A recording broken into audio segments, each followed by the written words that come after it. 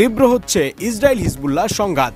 ক্রমেই তীব্র হচ্ছে ইসরায়েল এবং লেবানন ভিত্তিক সশস্ত্র সংগঠন হিজবুল্লাহর সংঘাত। সীমান্তবর্তী এই সংঘর্ষ যে কোনো সময় পূর্ণ যুদ্ধের রূপ পেতে পারে বলে আশঙ্কা করছেন অনেকে।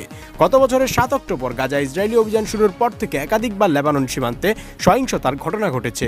দুই দেশই সীমান্ত থেকে বেসামরিক নাগরিকদের সরিয়ে নিয়েছেন।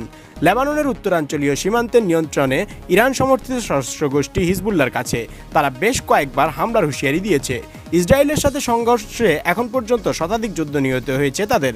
একই সময়ে লেবাননের কয়েকজন বেসামরিক নাগরিকও ইসরায়েলি হামলায় প্রাণ হারিয়েছেন। গত মঙ্গলবারের হামলা এখন পর্যন্ত সবচেয়ে বড় হামলা।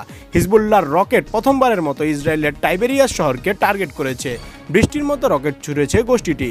লেবাননের দক্ষিণাঞ্চলের ইসরায়েলি বিমান হামলায় হিজবুল্লাহর এক জ্যেষ্ঠ কমান্ডার নিহত হন। অক্টোবরে ইসরায়েলের সঙ্গে যুদ্ধ শুরু হওয়ার পর এটা গোষ্ঠীটির সবচেয়ে সিনিয়র নিহতের ঘটনা। এরপর থেকে সংঘাত আরও ভয়াবহ রূপ নিতে শুরু করেছে। সর্বশেষ শুক্রবার লেবানন থেকে 6টি রকেট হামলা চালানো হয়েছে। স্থানীয় সংবাদ মাধ্যমে প্রকাশিত ছবি থেকে দেখা যায় সেখানে আগুন ধরে গিয়েছে।